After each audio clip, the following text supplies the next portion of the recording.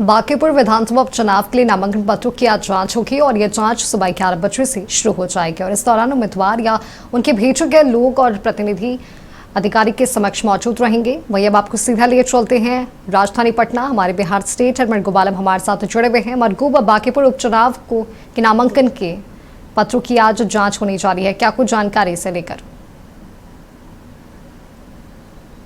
जी हाँ, देखिए बहुत महत्वपूर्ण प्रक्रिया है। आज बांकीपुर विधानसभा उपचुनाव को लेकर जितने कैंडिडेट ने नामांकन किया था उन नामांकन पत्रों की जांच होगी। जांच में जो सहायक निर्वाची पदाधिकारी वो रहेंगे, निर्वाचन आयोग की तरफ से एक अधिकारी रहेंगे, उसके साथ साथ नामांकन पत्र जांच के दौरान उम्मीदवार या उम्मीदवार के द्वारा भेजे गए प्रतिनिधि का रहना जरूरी है।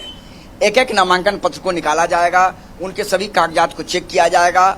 अगर सामान्य परिस्थिति से नामांकन में कोई त्रुटि है तो तत्काल उसका समाधान करने के लिए तुरंत उम्मीदवार या उनके प्रतिनिधि को कहा जाएगा या उनसे कागजात मांगी जाएगी। और अगर बड़ी त्रुटि है तब तो गंभीर स्थिति है, तब तो उसे देखने के बाद निर्वाचन पदाधिकारी देखेंगे और अगर गंभीर त्रुटि है, गंभीर गड़बड़ी है नामांकन पत्रों में, तो वैसे नामांकन पत्र को चुनाव आयोग के निर्देश पर रद्द कर दिया जाएगा। तो आज बहुत महत्वपूर्ण है। आपको पता है, अगर किसी दलीय उम्मीदवार के अगर नामांकन में कोई बड़ी गड़बड़ी हुई तो निश्चित तौर पर बांकीपुर विधानसभा का चुनाव और ज्यादा इंटरेस्टिंग मोड में चला जाएगा, क्योंकि सीधा मुकाबला नीरज सिन्हा बीजेपी, जनसुराज के सूत्रधार कह सकते हैं प्रशांत किशोर और राष्ट्रीय जनता दल महागठबंधन के उम्मीदवार रेखा गुप्ता के बीच है। तो कहीं ना कहीं आज बहुत महत्वपूर्ण है। 11 बजे दिन से ये नामांकन जांच की प्रक्रिया चलेगी। 3 बजे से पहले सभी नामांकन पत्र की जांच हो जाएगी और 3 बजे के बाद किसी भी समय लिस्ट निकल जाएगा कि किन किन उम्मीदवारों का नामांकन रद्द हुआ और किन किन उम्मीदवारों का नामांकन स्वीकार किया गया।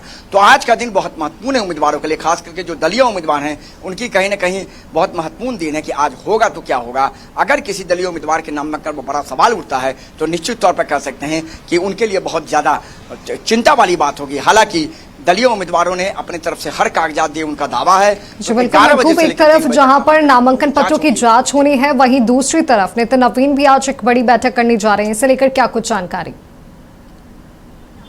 नितिन नवीन आज एक बड़ी बैठक करेंगे। 4 बजे दिन में उनकी बड़ी बैठक बीजेपी कार्यालय में होगी, बीजेपी के बड़े नेताओं के साथ। 7 बजे एनडीए के बड़े नेताओं के साथ बैठक होगी।